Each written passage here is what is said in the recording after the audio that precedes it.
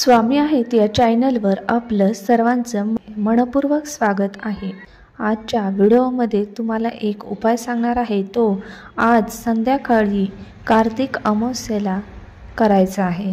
आपण अमावस्येला वेगवेगळे उपाय करत असतो, कारण आपल्याला असं वाटतं की आपल्या घरामध्ये सुख, शांती, समृद्धी, आनंद, दारिद्र्य जाऊन सर्व गोष्टी सुखमय व्हावे यासाठी आपण विविध उपाय करत असतो।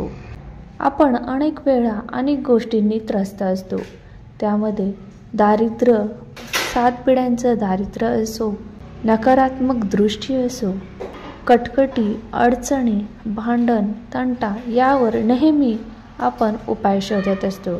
हे सर्व कसे दूर होतील या चिंतेने आपण ग्रस्त असतो।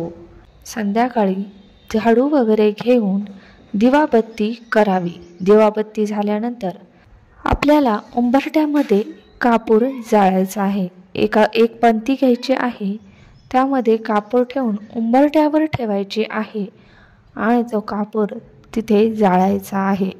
याने आपल्या घरात कोणाची वाईट नजर असेल, कोणाची वाईट दृष्टी असेल, ती सर्व नष्ट होईल।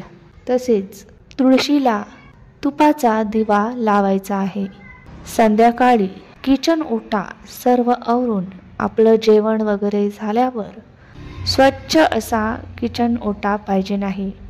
त्यानंतर तेथे एक पंतीमध्ये 2 लवंग आणि 1 कापूर घेऊन किचन ओट्यावरच आपल्याला जाळायचं आहे।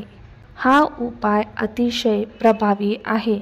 याने घरामध्ये असणारी वाईट शक्ती, पितृदोष, घरात होणारे भांडणं सर्व नष्ट होतील।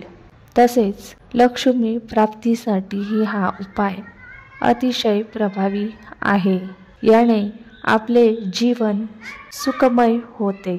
तर नक्कीच कापूर आणि लवंग याचा उपाय करून पाहावा। तसेच सायंकाळी उंबरठ्यावर कापूर नक्की जाळावा। धन्यवाद।